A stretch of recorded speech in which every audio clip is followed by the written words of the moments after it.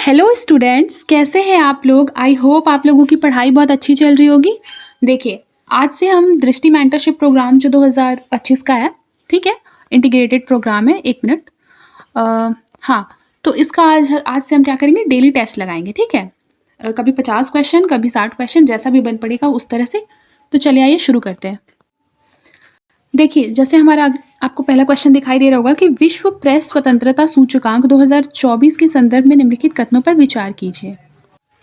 तो देखिए, पहला स्टेटमेंट है कि इसका जो प्रकाशन है रिपोर्टर्स विदाउट बॉर्डर्स द्वारा किया जाता है और इस सूचकांक में भारत 180 देशों में 89th पोजीशन पर है, ठीक है।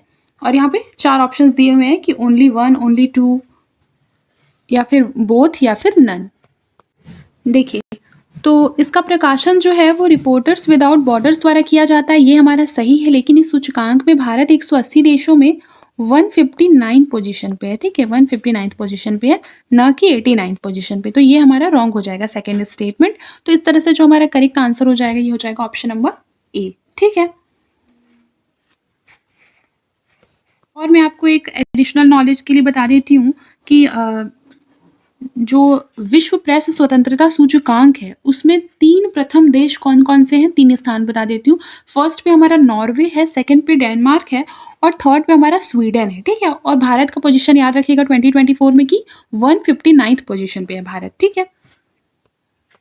फिर देखिए, अंतर्राष्ट्रीय आपराधिक न्यायालय ICC के संबंध में 3 स्टेटमेंट दिए हुए हैं। आइए इसे पढ़ लेते हैं। सबसे पहले लिखा हुआ है कि रोम संविधि जो कि ICC के क्षेत्राधिकार प्रदान करती है, वर्ष 1998 में अपनाई गई और वर्ष 2002 में लागू हुई थी, ठीक है। तो ये हमारा क्या हो जाएगा, सही हो जाएगा। और भारत ICC के रोम संविधि का एक पक्षकार है। तो जो भारत है वो रोम संविधि का पक्षकार नहीं है। देखिए, आप यहाँ पे सॉल्यूशन भी देख सकते हैं, नहीं है, ठीक है। तो इस तरह से ये रॉन्ग हो जाएगा, ठीक है। फिर अब मलेशिया रोम संविधि में शामिल होने वाला जो है वो नवीनतम देश बन गया है, ठीक है। तो ये मलेशिया नहीं है बल्कि यूक्रेन को मंजूरी मिल गई है ना ICC में शामिल होने के लिए, अंतर्राष्ट्रीय आपराधिक न्यायालय में। तो ये भी हमारा रॉन्ग हो जाएगा और इस तरह से हमारा correct answer option number B हो जाएगा। देखिए, पहली बात तो यहाँ पे आपका 5 क्वेश्चन बहुत इंपॉर्टेंट है जो कि रेडी हो गया। देखिए, सबसे पहली बात कि रोम संविधि जो है वो बेसिकली 1998 में अपनाया गया था। एक क्वेश्चन ये हो गया क्योंकि फैक्ट्स में पूछ लेता है वनडे एग्जाम में। फिर है कि भारत जो है ICC रोम संविधि का पक्षधर नहीं है, दूसरा हो गया, ठीक है। फिर उसके बाद हमारा है कि जो मलेशिया है वो रोम संविधि में शामिल होने वाला नवीनतम देश नहीं है बल्कि कौन है, यूक्रेन है, ठीक है। ये भी हमारे को पता चल गया। और याद रखिएगा कि अगर बात ये किया जाए कि क्या चाइना इस संविधि में है, तो चाइना भी नहीं है, इजराइल भी नहीं है, रशिया भी नहीं है, ठीक है। और अमेरिका भी इस संधि में शामिल होने वाला देश नहीं है। तो ये भी काफ़ी इंपॉर्टेंट हो जाता है। जैसे कि हमें ऐसा लग सकता है कि भारत शामिल नहीं है तो अमेरिका, चाइना, इजराइल या रशिया में से कोई एक होगा।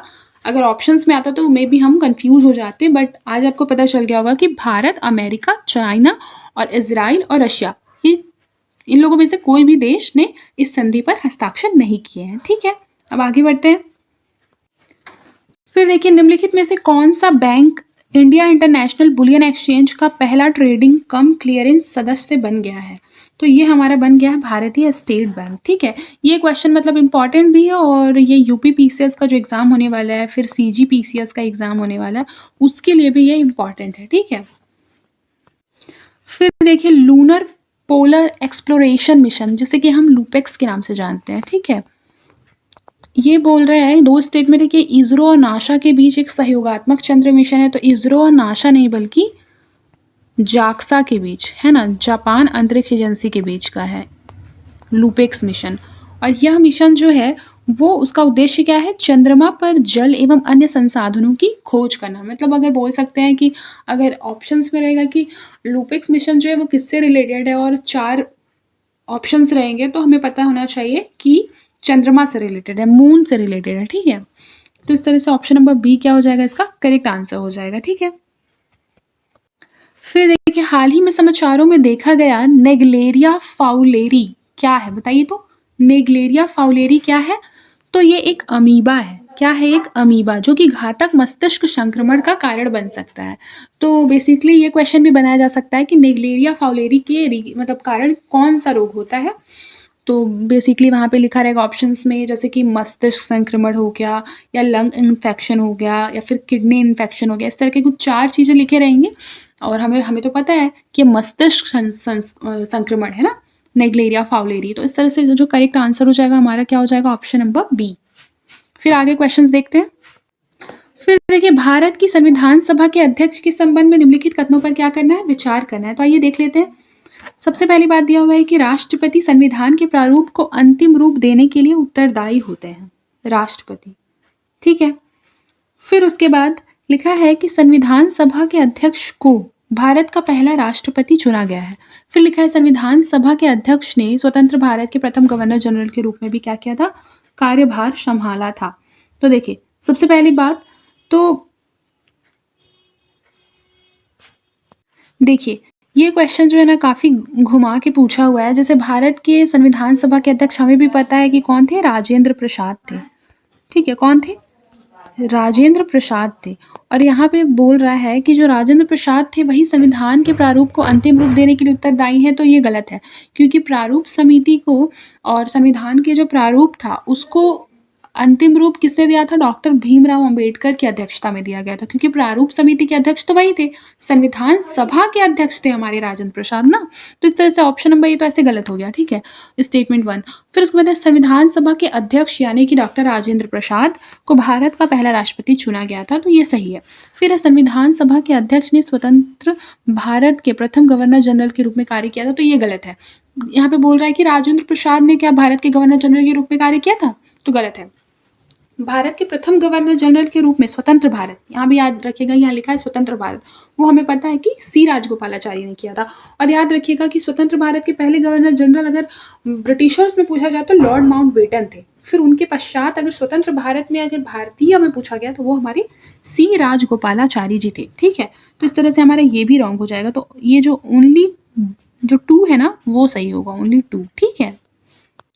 फिर देखिए कि यहाँ पे स्टेटमेंट है और रीजन दिया हुआ है, तो स्टेटमेंट पे नजर डालते हैं। सबसे पहले लिखा है कि भारत सरकार अधिनियम 1935 भारत के संघीय ढांचे का एक आधार है, सही है, और यह प्रांतीय स्वायत्तता लाने वाला कानून था। ठीक है, तो इस तरह से हमारा जो करेक्ट आंसर हो जाएगा ऑप्शन नंबर ए हो जाएगा। ठीक है, क्योंकि ए और आर दोनों सही है और आर ए की सही व्याख्या कर रहा है। ठीक है।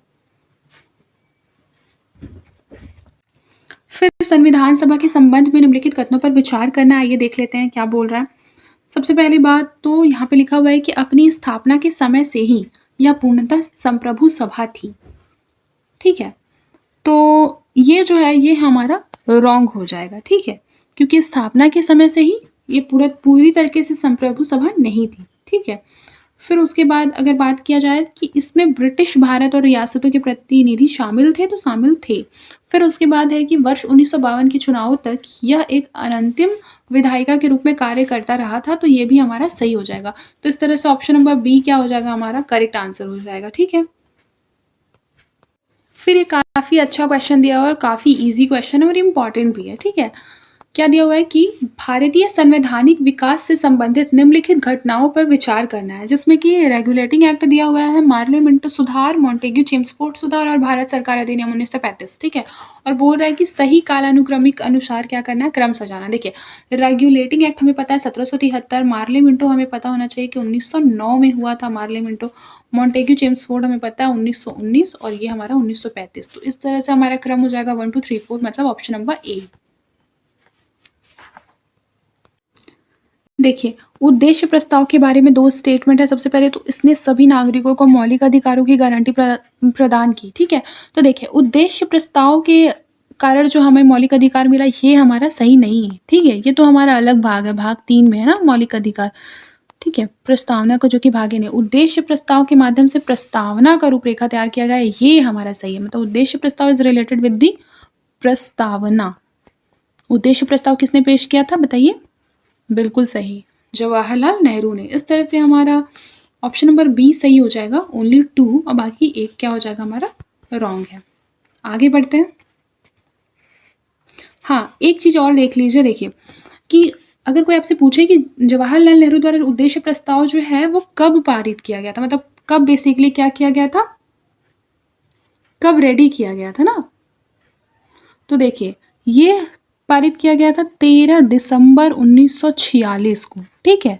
नेहरू प्रस्ताव पेश किया गया था 13 दिसंबर 1946 को, उद्देश्य प्रस्ताव नेहरू जी ने पेश किया था।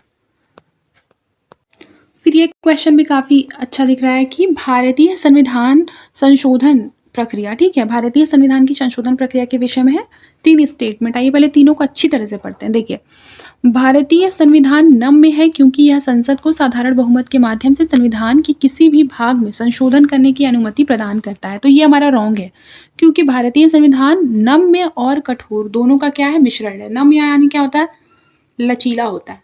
तो भारतीय संविधान सिर्फ और सिर्फ लचीला नहीं है, लचीला और कठोर दोनों का क्या है, मिश्रण है। फिर संविधान के कुछ प्रावधानों में संशोधन केवल संसद के विशेष बहुमत और आधे राज्य विधानमंडलों के अनुमोदन से ही किया जा सकता है। ये हमारा सही है, ठीक है। फिर उसके बाद लिखा है कि संविधान संशोधन की प्रक्रिया पूर्ण रूप से भारत सरकार अधिनियम 1935 सुधार ली गई। तो पूर्ण रूप से ऐसा नहीं है, मतलब 1935 वाले जो भारत सरकार अधिनियम थे उससे काफ़ी चीज़ें ली गई हैं, लेकिन पूर्ण रूप से नहीं ली गई। ये बहुत एक्सट्रीम वर्ड है, ठीक है। तो ये रॉन्ग हो जाएगा। इस तरह से हमारा करेक्ट आंसर हो जाएगा option number B, only B, ठीक है, कि संविधान में कुछ प्रावधानों में संशोधन जो है वो केवल संसद में विशेष बहुमत और आधे राज्य विधानमंडल के अनुमोदन से ही किया जा सकता है। सबसे पहली बात तो सकता है वाला स्टेटमेंट मैं आपको बता दूं कि हाँ सकता है, जैसे होता है ना कैन बी, तो ये वाला स्टेटमेंट मैक्सिमम ऐसा होगा कि ये सही ही होगा। और देखिए, सबसे पहले लिखा है कि कुछ प्रावधानों में, तो कुछ प्रावधान तो ऐसे हो ही सकते हैं ना जिसमें कि हाँ ये मतलब ये वाला चीज़ हो सकता है, क्योंकि यहाँ पे सम बोला है। तो सम, कैन बी, इस तरह के जो स्टेटमेंट आएंगे ना, ये क्या होंगे, मैक्सिमम टाइम ऐसा होगा कि ये सही होंगे। तो आपको क्या करना है, अपने स्टेटमेंट को बहुत ही केयरफुली रीड करना है, ठीक है। और ऐसे जो एक्सट्रीम वर्ड या एक्सट्रीम सेंटेंसेस दिखेंगे उसको पहले मार्क कर लेना है, ठीक है। आगे बढ़ते हैं। फिर देखिए, भारतीय संविधान के निम्नलिखित में से कौन सी विशेषताएं संयुक्त राज्य अमेरिका से उधार ली गई है। तो बताइए, संयुक्त राज्य अमेरिका से कौन सी उधार ली गई है। देखिए, तो सबसे पहले हमारा उधार ली गई है मूल अधिकार, ठीक है, संयुक्त राज्य अमेरिका से लिया गया ना मूल अधिकार, और राष्ट्रपति पर महाभियोग, ठीक है। फिर उसके बाद है संसदीय प्रणाली। तो संसदीय प्रणाली जो है हमें पता है कि वो ब्रिटेन से लिया गया है, ठीक है। कहाँ से लिया गया है, ब्रिटेन से लिया गया है। तो इस तरह से हमारा करेक्ट आंसर क्या हो जाएगा, ऑप्शन नंबर ए। देखिए, और एक और बात बता दूं कि राष्ट्रपति पर जो महाभियोग है वो आर्टिकल 61 में है, ठीक है। देखिए, यहाँ पे क्या दिया हुआ है यहाँ पे दिया हुआ है कि एक साइड पे देश दिए हुए हैं और दूसरे साइड पे क्या दिया हुआ है, उधार ली गई विशेषता दिया हुआ है, ठीक है। जैसे कनाडा से क्या लिया गया है, निदेशक सिद्धांत। तो निदेशक सिद्धांत बताइए कनाडा से लिया गया है क्या, बिल्कुल नहीं, ठीक है। निदेशक सिद्धांत हमारा लिया गया है आयरलैंड से, ये तो हमें पता है, अच्छी तरह से हम लोगों ने रटा है, ठीक है। ये आयरलैंड से लिया गया है ना निदेशक सिद्धांत। कनाडा से तो लिया गया है कि जो भारत में एक सशक्त केंद्र होगा ना, सशक्त केंद्र की जो शक्ति है। और ऑस्ट्रेलिया संवर्ती सूची, हाँ संवर्ती सूची ऑस्ट्रेलिया से सही है। जर्मनी से लिया गया है कि आपातकाल के दौरान मूल अधिकारों का निलंबन, हाँ ये लिया गया है। तो इस तरह से हमारा करेक्ट आंसर हो जाएगा ऑप्शन नंबर डी। यहाँ पे काफ़ी अच्छा सा एक दृष्टि वालों ने एक रेडी किया है, बहुत अच्छा सा एक टेबल, आइए उसको देख लेते हैं।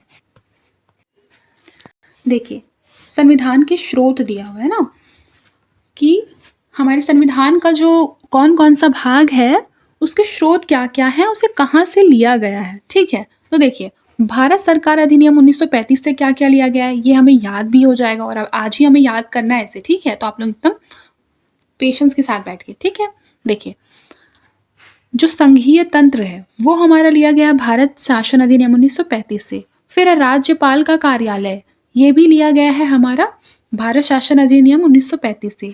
न्यायपालिका भी इसी से लिया गया है। लोक सेवा आयोग, ये हमारा भारत शासन अधिनियम 1935 से लिया गया। ये तो हमारा PYQ भी है, क्योंकि एक बार PYQ में देखिएगा आपने, UPSC में भी पूछा गया है और UPPCS में भी ये चीज़ पूछा गया है, कि पूछा गया है कि जो लोक सेवा आयोग है वो कहाँ से लिया गया, उसका स्रोत क्या है, तो वो भारत शासन अधिनियम 1935 है। फिर आपातकालीन उपबंध भी लिया गया है इससे, प्रशासनिक विवरण भी लिया गया है इसी से, ठीक है। अब आइए अब इसे देख लेते हैं, ब्रिटेन की संविधान से क्या क्या लिया गया है। तो हमें पता है संसदीय शासन लिया गया है, विधि का शासन, विधायी प्रक्रिया, एकल नागरिकता, मंत्रिमंडल प्रणाली, परमाधिकार लेख, संसदीय विशेषाधिकार और द्विसदनीयवाद, ठीक है। ये हमारा ब्रिटेन से लिया गया है। अब आगे बढ़ते हैं। फिर देखिए संयुक्त राज्य अमेरिका से क्या-क्या लिया गया है, तो मूल अधिकार लिया गया है, न्यायपालिका की स्वतंत्रता, न्यायिक पुनर्विलोकन लिया गया है, ठीक है? जिसे हम बोलते हैं जुडिशियल रिव्यू, उपराष्ट्रपति का पद भी हमारा संयुक्त राज्य अमेरिका से लिया गया है, सर्वोच्च न्यायालय, उच्च न्यायालय के न्यायाधीशों को पद से हटाया जाना भी हमारा यूएसए से लिया गया है, और राष्ट्रपति पर महाभियोग किससे लिया गया है हमारा? यूएसए से लिया गया है। अब कनाडा के संविधान से देख लेते हैं क्या-क्या लिया गया है। तो सशक्त केंद्र के साथ संघीय व्यवस्था होगा, मैंने आपको पहले भी ये बताया है। फिर अवशिष्ट शक्तियों का केंद्र में निहित होना, ये भी हमारा कनाडा से लिया गया है। केंद्र द्वारा राज्य के राज्यपालों की नियुक्ति कनाडा से लिया गया है। सर्वोच्च न्यायालय का परामर्शी न्याय निर्णय, ये भी हमारा लिया गया है किससे? कनाडा के संविधान से। फिर है आयरलैंड के संविधान से लिया गया नीति निर्देशक तत्व, राष्ट्रपति की निर्वाचन पद्धति आयरलैंड से ली गई है। राज्यसभा के लिए सदस्यों का जो नामांकन होगा ये भी आयरलैंड से लिया गया है। ऑस्ट्रेलिया का संविधान, ऑस्ट्रेलिया के संविधान से क्या-क्या लिया गया है? समवर्ती सूची ली गई है, व्यापार, वाणिज्य, समागम की स्वतंत्रता ली गई है। देखिए व्यापार, वाणिज्य और समागम की स्वतंत्रता ये हमारा आर्टिकल नंबर 301 में है, ठीक है? तो ये याद रखिएगा एडिशनल नॉलेज के लिए। फिर उसके बाद है कि संसद के दोनों सदनों की संयुक्त बैठक होगी, ये हमारा लिया गया ऑस्ट्रेलिया के संविधान से। अब आगे देखते हैं। देखिए सोवियत संघ का संविधान से क्या-क्या लिया गया है? तो मूल कर्तव्य हमें पता है, फंडामेंटल ड्यूटीज जो है वो सोवियत संघ से लिया गया है। फिर प्रस्तावना में न्याय, सामाजिक, आर्थिक और राजनीतिक का जो आदर्श है वो हमारा सोवियत संघ से लिया गया है। फिर इस दक्षिण अफ्रीका के संविधान से लिया गया है, संविधान में संशोधन की प्रक्रिया, राज्यसभा के सदस्यों का निर्वाचन। फिर है जर्मनी का वीमर संविधान, जर्मनी के वीमर संविधान से क्या-क्या लिया गया है? आपातकाल के दौरान मूल अधिकारों का स्थगन हो जाएगा, ठीक है? ये हमारा जर्मनी के वीमर संविधान से लिया गया है। फिर है फ्रांस के संविधान से बताइए क्या लिया गया है? तो गणतंत्रात्मक और प्रस्तावना में स्वतंत्रता, समता और बंधुत्व के आदर्श ये लिए गए हैं। फिर जापान के द्वारा क्या लिया गया है? जापान के द्वारा लिया गया है विधि द्वारा स्थापित प्रक्रिया, ठीक है? आई होप आपको समझ में भी आया होगा और याद करने में भी इजी होगा। आप अच्छी तरह से वीडियो को बार-बार देखकर इसे याद कर लें, ठीक है? सारे एग्जाम के लिए ये बहुत इंपॉर्टेंट है। फिर अगला क्वेश्चन है कि निम्नलिखित में से किस संशोधन द्वारा प्रस्तावना में समाजवादी और धर्मनिरपेक्ष जोड़ा गया था? तो ये तो हमें पता है कि 42nd अमेंडमेंट एक्ट के द्वारा ये जोड़ा गया था। फिर देखिए निम्नलिखित कथनों पर विचार कीजिए कि प्रस्तावना भारतीय संविधान का हिस्सा है और संविधान के मूल ढांचे को प्रभावित किए बिना प्रस्तावना में संशोधन किया जा सकता है। तो ये बिल्कुल सही है, दोनों ही सही है। इस तरह से हमारा करेक्ट आंसर हो जाएगा ऑप्शन नंबर सी।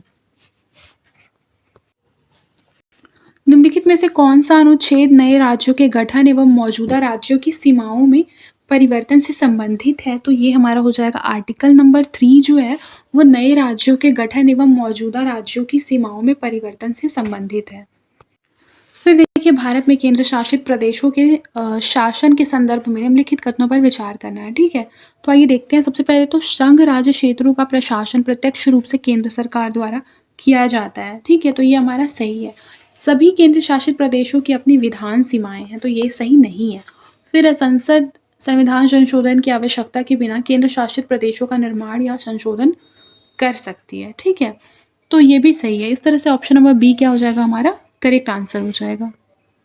फिर देखिए भारत सरकार अधिनियम 1919 के बारे में एक क्वेश्चन है ना, और मैं आपको बता दूं कि मैंने आपको पहले भी ये चीज़ बोला था कि जितने भी ये भारत सरकार अधिनियम है, जितने भी ये एक्ट्स है ना, इंपॉर्टेंट एक्ट्स है, जैसे कि भारत सरकार अधिनियम 1919 है, मार्लियामेंटो है, और फिर हमारा हो गया 1935 का जो एक्ट है, ये सारे ही एक्ट बहुत ज़्यादा इंपॉर्टेंट है। तो आप ना इसके लिए एक शॉर्ट नोट्स प्रिपेयर कर लें और अच्छी तरह से उसे याद कर लें, ठीक है? देखिए यहाँ पे बोल रहा है कि इसने ब्रिटिश भारत के प्रांतों में द्वैध शासन प्रणाली की क्या की? शुरुआत की। तो आपको भी पता होगा और हमें भी पता है कि भारत सरकार अधिनियम 1919 है, उसने क्या किया था? प्रांतों में, अगर यहाँ संघ रहता तो ये रॉन्ग हो जाता, लेकिन प्रांतों में द्वैध शासन प्रणाली की शुरुआत 1919 के भारत सरकार अधिनियम के द्वारा किया गया था। फिर है इसमें केंद्र ने केंद्र में द्विसदनीय विधायिका की स्थापना का प्रावधान किया गया, तो सही है। और इसने ब्रिटिश भारत के लिए संघीय ढांचे की शुरुआत की जिसमें प्रांतों और केंद्र के लिए अलग अलग विषय थे, तो थर्ड स्टेटमेंट क्या हो जाएगा, रॉन्ग हो जाएगा, क्योंकि हमें पता है कि ब्रिटिश भारत के लिए अगर संघीय ढांचे की जो शुरुआत है जिसमें कि प्रांत और केंद्र दोनों के अलग अलग विषय है, ये हमारा भारत सरकार अधिनियम 1935 में था, ठीक है, ना कि भारत सरकार अधिनियम 1919 में। तो हमारा ये दोनों स्टेटमेंट सही हो जाएगा और थर्ड वाला स्टेटमेंट क्या हो जाएगा, रॉन्ग हो जाएगा। फिर देखिए निम्नलिखित में से कौन सा अनुच्छेद भारतीय संसद को संघ में नए राज्यों को शामिल करने के अधिकार दे रहा है, तो संघ में कौन सा अनुच्छेद है, अनुच्छेद 2 जो है वो भारतीय संसद को संघ में नए राज्यों को शामिल करने के क्या करता है, अधिकार देता है। देखिए फिर आज का ये हमारा लास्ट क्वेश्चन है, फिर बाकी नेक्स्ट क्लास में करेंगे, ठीक है। देखिए 2 स्टेटमेंट है, पहला लिखा हुआ है कि संसद किसी भी राज्य की सहमति के बिना उस राज्य की सीमाओं को पुनर्गठन कर सकती है, बिल्कुल सही है। फिर संसद को राज्य पुनर्गठन से संबंधित कोई भी विधेयक पेश करने से पहले राष्ट्रपति की सिफारिश की आवश्यकता होती है, तो ये भी सही है, ये भी सही है। इस तरह से जो हमारा करेक्ट आंसर हो जाएगा वो हमारा ऑप्शन नंबर बी होगा। क्यों बी होगा, क्योंकि ये सही है, लेकिन जो कथन 2 है वो उसकी फर्स्ट वाले स्टेटमेंट क्या कर रहा है, सही व्याख्या नहीं कर रहा है, बाकी स्टेटमेंट दोनों सही है, ठीक है। क्योंकि जो आर्टिकल 3 है उसी में तो बोला गया है ना कि संसद को राज्यों की सीमाओं को पुनर्गठित करने का अधिकार है, ठीक है। आई होप आपको समझ में आया होगा। तो बस आज के लिए इतना ही, मिलते हैं नेक्स्ट क्लास में, तब तक के लिए अपना ख्याल रखिए और मन लगाकर पढ़ाई करते रहिए।